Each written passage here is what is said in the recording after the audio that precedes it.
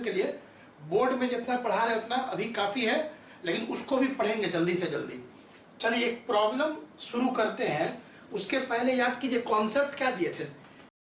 Concept ये दिए थे कि एक पैरेलल प्लेट कैपेसिटर अगर एयर फील्ड है तो कैपेसिटेंस होता है epsilon naught A by D, C naught बराबर epsilon naught A by D for air field parallel plate capacitor.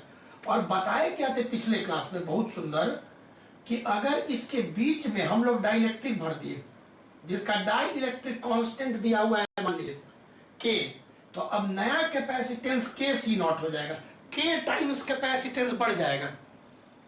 अब आप समझ गए होंगे कि इन्वर्टर जो होता है आपका, जो इन्वर्टर का बैटरी देखते हैं उसके अंदर पैरेलल प्लेट होता है और आप जानते होंगे कि डिस्टिल्ड वाटर भरा जाता है। वाटर क्यों? क्योंकि वाटर का जो के होता है डाई इलेक्ट्रिक कांस्टेंट 81 होता है, 81 सबसे ज्यादा बहुत अधिक होता है वाटर का डाई इलेक्ट्रिक कांस्टेंट। मतलब अगर आप डिस्टिल्ड वाटर को डालिएगा प्लेट के बीच में तो जो चार्ज होल्डिंग कैपेसिटी है वो 81 टाइम्स बढ़ जाएगा, जो कैपेसिटेंस है 81 टाइम्स बढ़ जाएगा। तो के सी नॉट, अब के सी नॉट है आपका epsilon naught A by D. तो ये कॉन्सेप्ट हम लास्ट क्लास में पढ़ा दिए थे। अब इस पे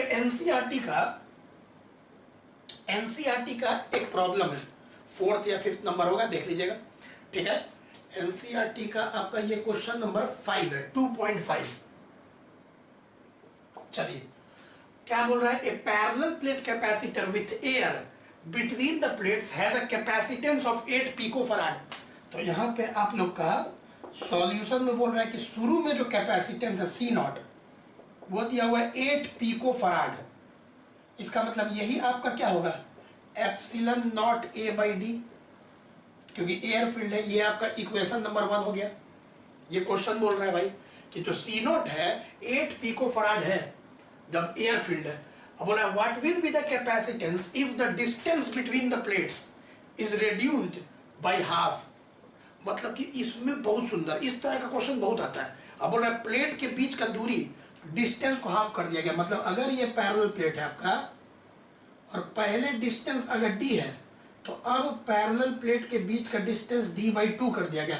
मतलब कि d बिकम्स d/2। ये क्वेश्चन बोल रहा है, क्वेश्चन को समझिए। और फिर क्या किया गया, filled with a substance of dielectric constant 6, और उसके बाद एक सब्सटेंस को इसके बीच में गया जिसका के 6 है। मतलब 2 काम किया गया, एक डिस्टेंस को हाफ किया गया और फिर डाइलेक्ट्रिक भर दिया गया है। अब नया कैपेसिटेंस क्या होगा। तो पहले आप वीडियो को पॉज करिए और खुद से पहले सोचिए कि अगर पहले एयर फील्ड कैपेसिटर का कैपेसिटेंस इतना था 8 था तो अब क्या हो। तो चलिए बताइए 2 काम किया गया। पहले का क्या, अब नया कैपेसिटेंस कैसे निकालेंगे, तो पहले एप्सिलॉन नॉट ए, लेकिन अब डी के जगह पे क्या लिखेंगे d/2, क्योंकि डिस्टेंस तो d/2 ना हो गया, डिस्टेंस को तो हाफ कर दिया गया और कैपेसिटेंस बढ़ जाएगा। 8 टाइम्स कैपेसिटेंस, यहाँ 2 काम किया गया है, डिस्टेंस को हाफ किया गया है और डाइलेक्ट्रिक से भरा गया है। तो k से मल्टीप्लाई क्यों हो गया, यहाँ पे समझ गए होंगे, पहले ही कॉन्सेप्ट बता दिए थे। और डिस्टेंस को d/2 क्यों कर दिया गया, क्योंकि डिस्टेंस हाफ कर गया। एकदम अच्छा से देख लिए, नया कैपेसिटेंस को c' मान लिए, न्यू कैपेसिटेंस, ठीक। तो चलिए यहाँ पे 2 ऊपर आ जाएगा तो 2k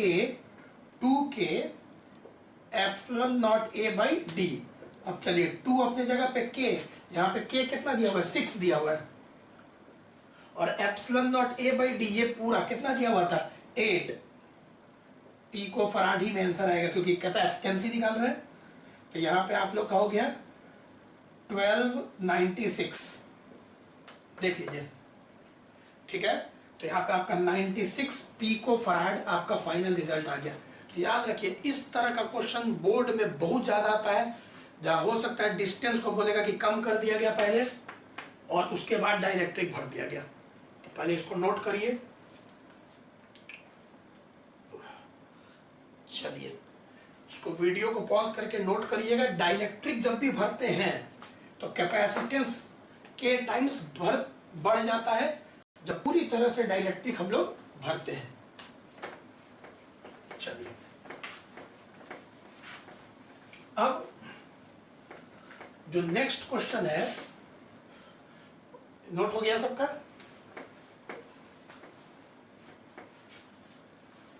चलिए मेरे साथ साथ भी आप लिख सकते हैं। चलिए कभी कभी आपको वीडियो पॉज करना पड़ सकता है, लेकिन कॉन्सेप्ट क्लियर रखें। आप देखिए, अब यहां पे हम लोग बहुत इंपॉर्टेंट टॉपिक एक पढ़ेंगे, जिससे आपको एनसीईआरटी का 8 और 9 नंबर सवाल बनेगा। क्या है topic? Effect of dielectric. Effect of dielectric. देखिए, इफेक्ट ऑफ डाइलेक्ट्रिक मतलब डाइलेक्ट्रिक जब आप कैपेसिटर के दोनों प्लेट के बीच में डाल रहे हैं तो नया कैपेसिटेंस पे क्या प्रभाव पड़ेगा, इलेक्ट्रिक फील्ड पे क्या प्रभाव पड़ेगा। तो इसका दो केस है। केस 1, पहला केस है dielectric is inserted and battery is removed. ध्यान दीजिएगा, dielectric is inserted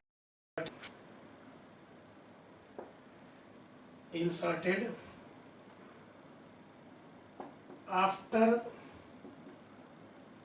disconnecting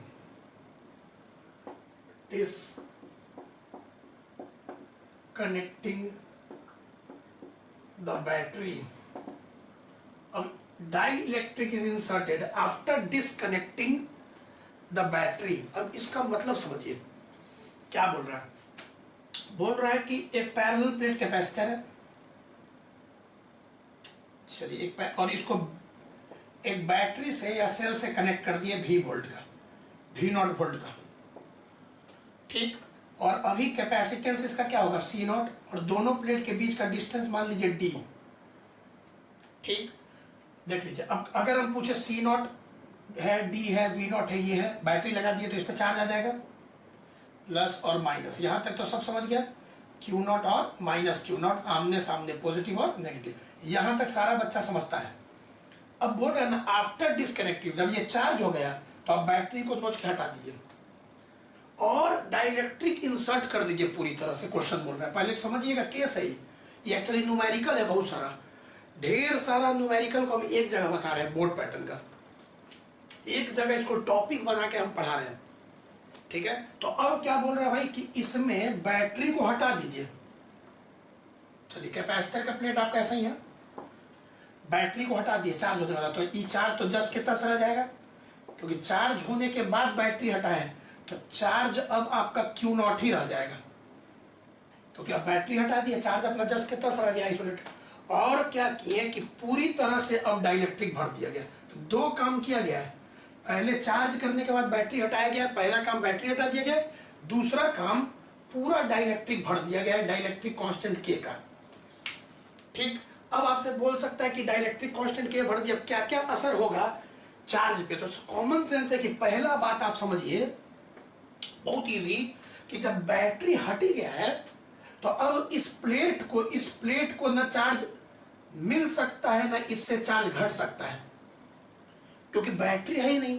plate को चार्ज कौन देता है, बैटरी, सेल। कोई चार्ज अब इस प्लेट को ना कोई चार्ज दे सकता है ना ही कोई चार्ज ले सकता है, क्योंकि चार्ज लेना और देना तो बैटरी का काम है, और हम बैटरी ही हटा दिए हैं। तो इसका मतलब ये जो चार्ज है इसके ऊपर ही कांस्टेंट हो जाएगा, अब ये ना बढ़ सकता है ना घट सकता है। तो सबसे इंपॉर्टेंट बात, जब भी बताए कि बैटरी को डिस्कनेक्ट कर दिया गया न्यूमेरिकल में, तो आप समझ जाइए charge on plate remain constant. इसका मतलब फाइनल चार्ज बराबर इनिशियल चार्ज।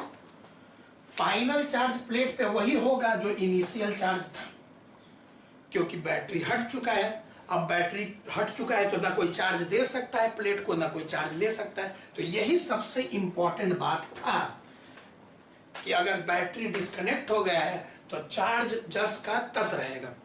ये हम 2-3 बार बोल दिए, दिमाग में बैठा लीजिए, ठीक। अब दूसरा बात, क्योंकि सेकंड बात, पहला बात हो गया कि बैटरी हटा दी है तो चार्ज प्लेट पे जस का तस रहेगा। दूसरा बात, अपने दिमाग में बैठाइए कि क्योंकि डाइलेक्ट्रिक डाले हैं तो क्या बताए थे, अभी भी बताए थे, लास्ट क्लास में प्रूव भी किए थे कि कैपेसिटेंस के टाइम्स बढ़ जाएगा। तो अगर हम यहाँ पूछे कि अब कैपेसिटेंस यहाँ क्या होगा, तो कैपेसिटेंस के टाइम्स बढ़ जाएगा। तो कैपेसिटेंस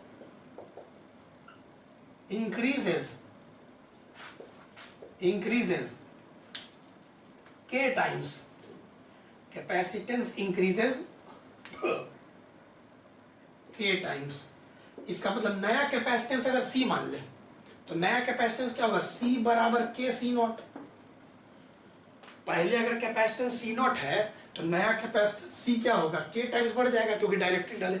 यही दो बात आपको दिमाग में रखना है, ये दो बात वेरी वेरी इंपॉर्टेंट बात, कि अगर बैटरी हट गया तो चार्ज प्लेट पे जस्ट के तहत रहेगा और डाइलेक्ट्रिक डाल दिया तो कैपेसिटेंस के टाइम्स बढ़ जाएगा। अब आगे आप कर सकते हैं। अब आगे क्या क्या है भाई, अब बोल रहा है कि पहले मान लीजिए